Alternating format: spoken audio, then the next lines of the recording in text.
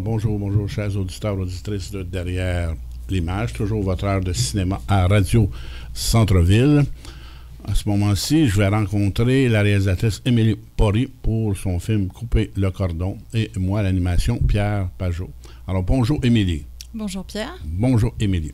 Bon, le titre, dès que j'ai entendu le titre, moi, il m'est venu tout de suite un mot, ombilical. Je dis, couper le cordon ombilical. Et en fait, oui, et c'est ça, parce qu'on sait que c'est quoi l'importance d'un cordon ombilical, c'est le lien absolu entre une mère et son enfant, et sa fille en particulier. Mais c'est une dimension symbolique. Je pense qu'on pourrait s'attarder quelques minutes sur le sens du titre en particulier. Mais on va pas ensuite au personnage, oui. Hein? Oui, alors effectivement, couper le cordon, c'est se détacher, c'est sortir du cocon familial. Donc c'est couper le cordon avec sa mère, mais pas que. C'est couper le cordon avec aussi son père, avec sa famille quelque part, et puis avec un environnement protecteur, confortable. C'est aussi oser s'aventurer en dehors des limites du connu. Ouais. Ça prend du courage, ça prend de l'audace. La vision. Mm-hmm. Et il faut bien préciser qu'au cœur du film, donc, il y a un personnage féminin qui se nomme Sarah. Sarah, attendez, j'ai même noté son nom ici. Là. Sarah Bouerawa. Bouerawa. Oui, Bouerawa. Merci de le dire beaucoup mieux que moi. Donc, Sarah, on va la nommer Sarah, son prénom. Mais aussi, en plus, il faut savoir que donc, elle est dans une famille algérienne, donc, où il y a toujours en arrière-plan la question de la religion, de l'islam, du poids des traditions. Donc, c'est pas juste une petite Québécoise ou une Française qui voudrait s'émanciper. Il y a un poids là, oui. Qu'elle doit affronter qui est une coche de plus, qui est comme une... Effectivement, c'est une coche de plus, mais finalement, moi, tu dis que je suis française, je suis martiniquaise en fait à la base. Ah oui? Oui, et tu vois, je me suis beaucoup retrouvée dans le parcours de Sarah. J'ai vécu ça presque comme un miroir parce que moi aussi, j'ai eu de la difficulté avec mes parents à m'émanciper. Moi non plus, mes parents, ils voulaient pas me laisser partir. Non, ils voulaient pas. Non. Ils voulaient absolument que tu ailles avec ton frère ou ta soeur ou un ami. Là. On entend la discussion. Peut-être pas, mais en tout cas, ils voulaient pas que je dorme chez moi avec mon conjoint avec qui je vivais en France. Mais quand j'étais chez mes parents, quand j'étais étudiante, je vivais avec mon conjoint à Paris. Et quand je rentrais en Martinique chez mes parents, il n'était pas question qu'on dorme dans la même chambre. Parce qu'on n'était pas mariés. Donc c'est un peu le même genre. Ah, mais moi, je suis assez vieux pour dire que j'ai connu un peu cela au Québec. Hein. En tout cas, moi, je me suis marié en 1969, ce qui est très vieux, ce qui est très, très ancien. Et je me suis vraiment marié à l'église et tout. Je ne suis pas sûr que 10 ans plus tard, j'aurais fait la même chose. Mais c'était... Là aussi, il y avait un poids. Ouais, la tradition, c'est vraiment ça. D'où qu'elle vienne, en fait. C'est la tradition. Mais ça donne lieu à... Je pourrais m'arrêter tellement de choses, mais... Il y a une scène, là, que...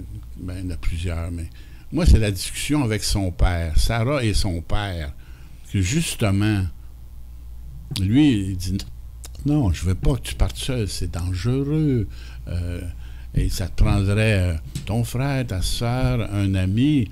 Et elle est incroyable. Moi, j'écoutais le film et j'étais admiratif parce que, évidemment, c'est le cinéma direct, la vérité. Et elle dit, non, papa, non, je veux voyager seul. Et elle est très ferme. Oui. J'ai beaucoup aimé cette scène-là parce qu'elle est...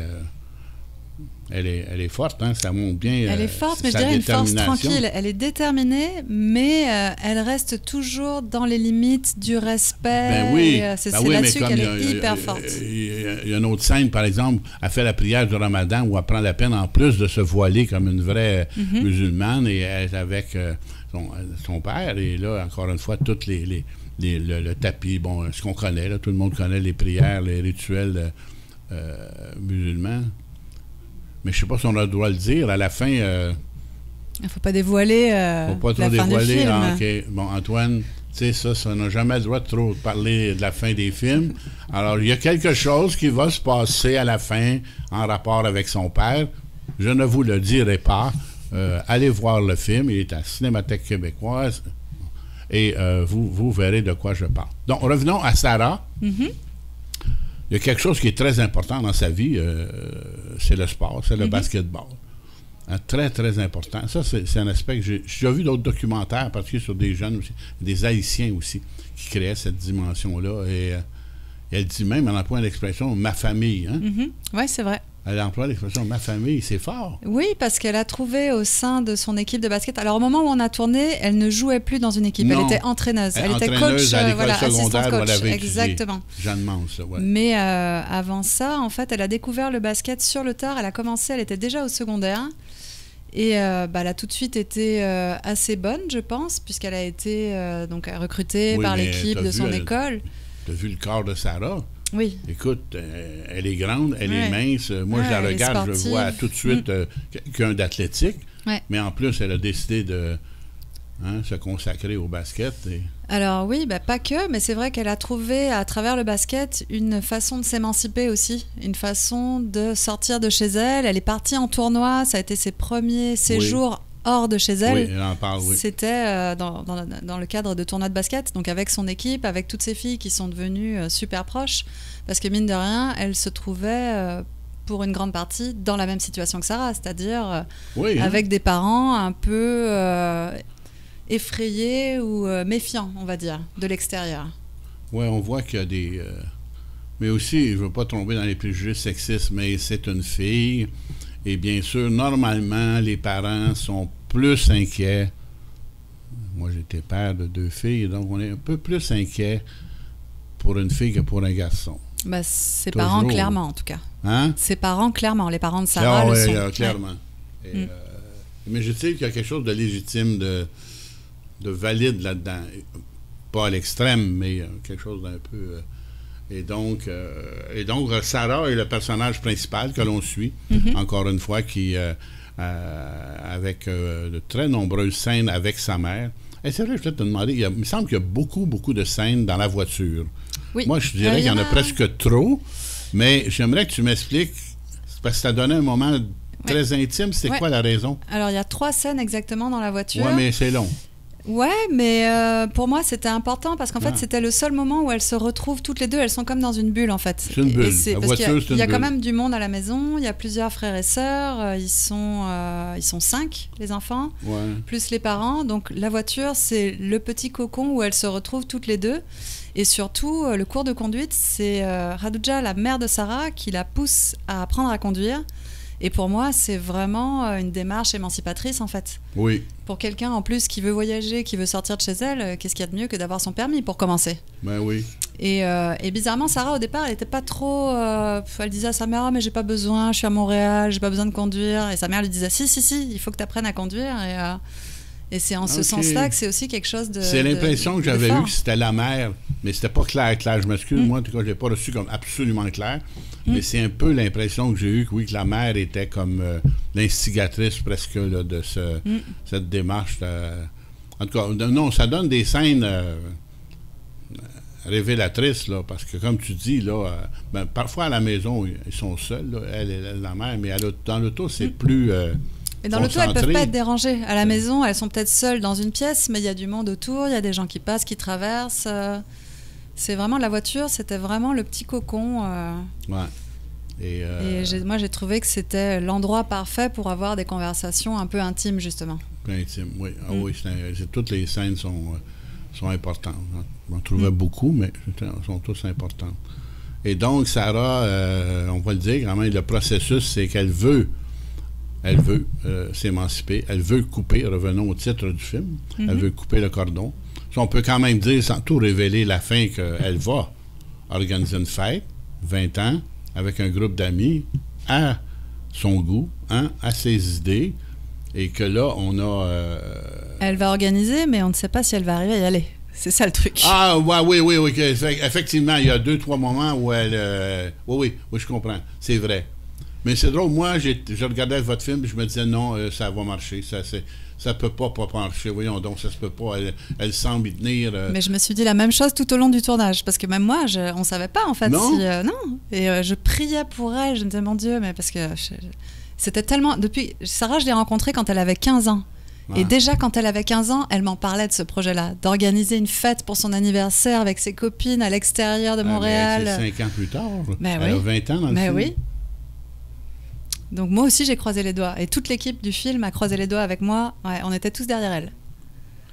Ben, la scène, elle est là. C'est assez curieux parce qu'aussi, il faut savoir qu'à un moment donné, il y a un voyage en Algérie. Quand même, c'est le pays d'origine de ses parents. Et là, il y a une décision de faire un triptyque, 3 images. Oui, ce qui est intéressant parce que finalement, ça montre qu'à la base, Algérie, il y a comme plusieurs facettes. Mais vous reprenez le truc visuel pour la fête. C'est comme en écho. Oui. Ça fait que dans le film, il y a un écho entre l'Algérie et la fête. Un écho de... Alors, il y a une raison à ça, c'est qu'en fait, quand Sarah est partie en Algérie, elle est partie sans nous. Il n'y avait pas d'équipe de tournage. Et c'était vraiment notre volonté, c'était de lui laisser cette marge de manœuvre. Parce qu'elle est de cette génération qui a un téléphone, un smartphone voilà, collé à la main, qui se filme tout le temps, qui filme tout, qui prend des photos. Et donc, on lui a lancé un petit peu ce challenge de nous montrer ce qu'elle avait envie de nous montrer de ce voyage-là, qui était vraiment important pour elle. Oui. C'était seulement la 2e fois qu'elle repartait en Algérie, de toujours. Ah, c'est la 2e fois? Oui, donc la première fois, elle était enfant. OK. Et donc, j'ai trouvé intéressant, c'est ça, de lui confier cette partie-là du tournage, qu'elle dise ce qu'elle avait envie de dire, qu'elle nous montre son Algérie à elle, comme elle l'apercevait. Et du coup, on a repris un peu les codes des influenceurs, en fait, des réseaux sociaux. C'est pour ça que c'est monté un petit peu comme un clip avec des triptyques, et ça bouge. C'était festif, hein? C'est ça, ouais. Festif, jeune, tel que elle avait envie de le montrer, en fait.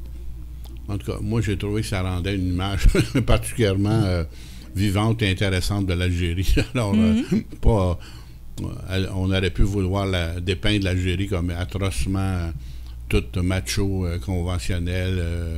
C'est pas le cas. C'est une image. En tout cas, ce qu'il y a dans votre film, c'est plutôt positif. Oui. J'aimerais m'attarder à travailler 2-3 individus avec vous. La caméra woman, Vanessa. Abadir. Je la connais pas, évidemment, mais c'est un très beau travail qu'elle fait. Moi, il y a des plans. Ouais. Elle avait le don, le talent, là, bien cadré dans la cuisine, etc. Là, c'était... à plusieurs moments, je regardais, je me disais, un beau travail de caméra. De composition d'image, tout à fait. Oui, mais elle est vraiment... Je suis tout à fait d'accord. Parce que pourtant, c'est un sujet qui se prête pas a priori à beaucoup de composition, mais elle a trouvé le moyen d'en faire. Oui, mais ça, c'était aussi un parti pris dès le début. On voulait faire quelque chose de beau. On voulait vraiment rendre hommage à cette famille, à ce lieu aussi, les habitations Jeanne-Mance, la corporation d'habitations Jeanne-Mance. Qui n'est pas a priori... Écoute, moi, c'est un lieu que j'ai découvert en arrivant au Québec à l'occasion de l'expo de photos, justement, où j'ai rencontré Sarah. Et je débarquais de France. J'habitais en région parisienne. Et quand on m'a dit, ici, c'est des logements sociaux, c'est une cité... Mais alors là, j'étais... complètement surprise. Pour moi, c'était magnifique cet endroit. C'était vert, c'était l'été en plus. Il y avait des enfants qui couraient partout. Il y avait un terrain de soccer. Il y avait un jardin partagé. Et donc oui, il y avait vraiment une volonté de faire honneur en fait à la famille, au lieu, et que ce soit donc des images belles, des images douces avec un éclairage doux et chaleureux. OK, parce que donc, je rappelle, je suis en compagnie d'Émilie Pori pour le documentaire « Couper le cordon ». Un deuxième individu, on a parlé tantôt rapidement, je vais évoquer, c'est Mathieu Vanasse. Parce que dès le début, la première scène des joueuses de basketball dans une cour, ça vient avec une musique qui tout de suite nous accroche. Je ne sais pas quel mot utiliser, mais tout de suite, et ça revient. Et donc, vous avez eu une belle collaboration avec Mathieu Vanasse. On a eu une très belle collaboration. C'était la 2e fois qu'on travaillait ensemble.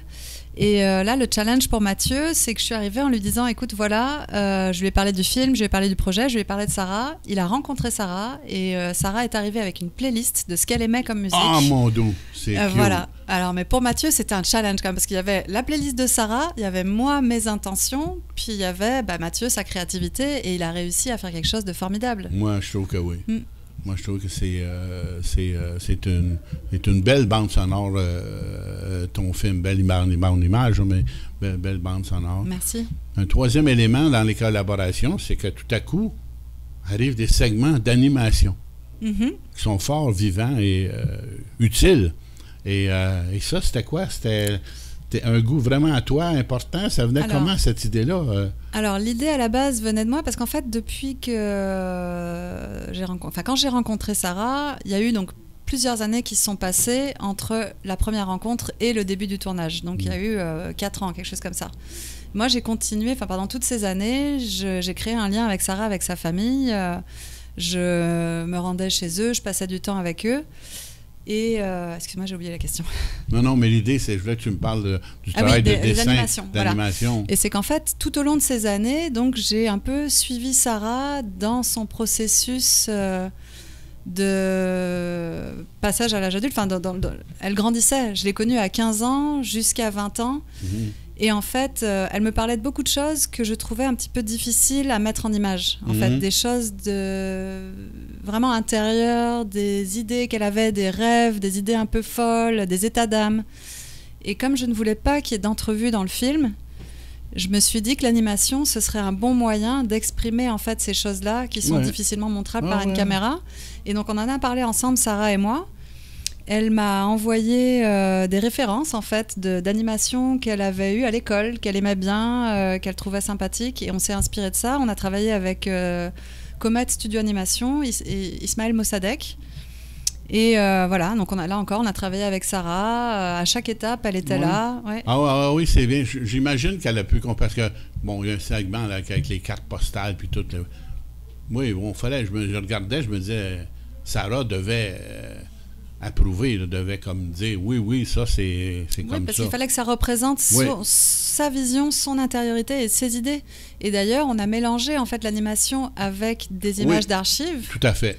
Et ça, j'ai trouvé ça génial. Pour moi, c'était une façon de tester aussi les limites du documentaire, en fait. Parce que c'est clairement des séquences qui sont fictionnées, mais qui se nourrissent d'images réelles et d'idées réelles, des idées de Sarah. Et donc, j'ai beaucoup aimé travailler là-dessus. Bon, on fait signe, le temps chèvre. Je vous rappelle donc qu'on parle d'un documentaire qui se nomme Couper le cordon. Moi, je trouvais aussi, on peut sortir là, un grand zoom-out. C'est un film utile pour... moi, je me place du point de vue Québec.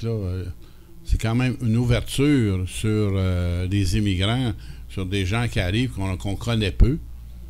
Et surtout, on a plutôt beaucoup de préjugés en tout cas, versus l'islam, là. Quand tu penses à World Trade Center ou le Bataclan, tu as toutes sortes d'images. Et là, c'était comme un film avec une image positive, si je peux dire, de la famille, de l'intégration, de préserver son identité, mais tout en étant totalement maintenant canadien, québécois. Hein? Bien sûr, c'est un film positif parce que c'est pas un film sur la religion non plus, c'était pas du tout l'idée, mais c'est un film parce que c'est une famille où il y a beaucoup d'amour en fait. Moi, c'est une famille pour laquelle j'ai beaucoup d'admiration, il y a beaucoup de respect. La mère est amoureuse. Ben oui, et il y a beaucoup d'amour et dans les deux sens en fait. Et le respect, c'est pareil, dans les deux sens. Les parents ont beau avoir des idées parfois un peu arrêtées, ils sont toujours à l'écoute, ils demandent toujours à Sarah, qu'est-ce que tu en penses, Sarah? À chaque fois, que ce soit son père ou sa mère. Alors après, la réponse plaît ou ne plaît pas, mais j'ai vraiment... c'était important pour moi de jeter un regard plein de pudeur et de respect, aussi sur cette famille. On peut terminer un peu avec ces beaux mots. Donc, je vous rappelle un film, un beau documentaire, encore une fois, de respect, d'ouverture sur une communauté, encore une fois, qui vient au Québec s'intégrer. Et qui le fait très bien. Alors, merci, Émilie. Merci à vous. Le film sera à la Cinémathèque québécoise jusqu'au dimanche 7 septembre, puis ensuite tournera dans plusieurs villes. Sherbrooke, Québec, Rimouski et peut-être Trois-Rivières. Voilà. Merci encore une fois. Merci à vous pour votre invitation.